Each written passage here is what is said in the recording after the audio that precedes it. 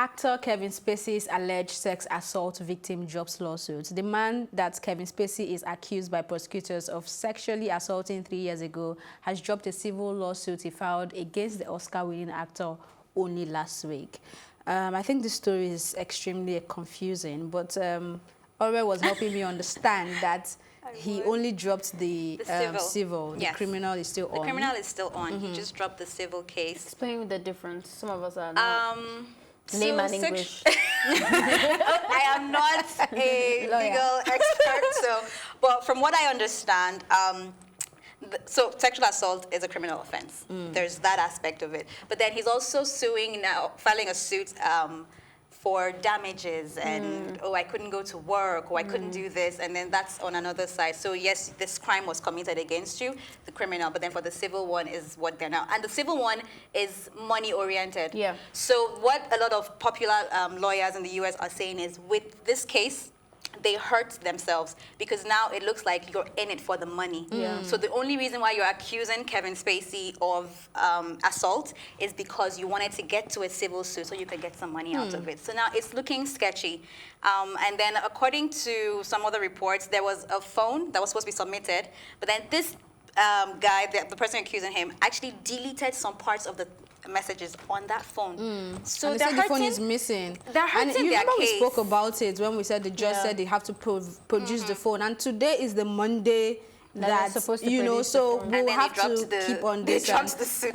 You know, so they don't want to produce it because they know that. And you can see when something has been altered. So yes. No, they actually recovered the text. According to what I read anyway, they recovered some of the text, got an expert on it. You know now, they can do these things. So their case is shaky, and I think dropping it now makes it even worse. I feel like, okay, you made a mistake or you thought you could get money out, but stick with it at least. You look more credible.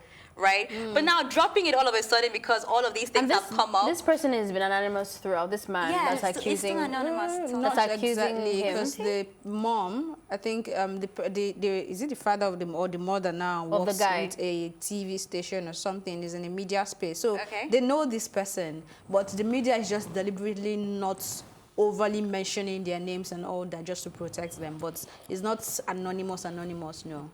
But you know what I hate most about this is there are so many cases of sexual assault everywhere, globally. And for Kevin Spacey, this wasn't the first time he'd been accused, but it was the first time that someone had actually taken it to court. But my problem is when you are the first person bringing a case such as this against a powerful man, be mindful of the fact that you're not just doing this for yourself. Whatever you do out there affects everybody else. I'm beginning to feel like Kevin Spacey is innocent of this particular one. I mean, I don't know. And it was just a setup, right? You know, that's how I feel right now. And it's even more annoying because they had to remove him from the show that I love watching. But I'll keep my cool.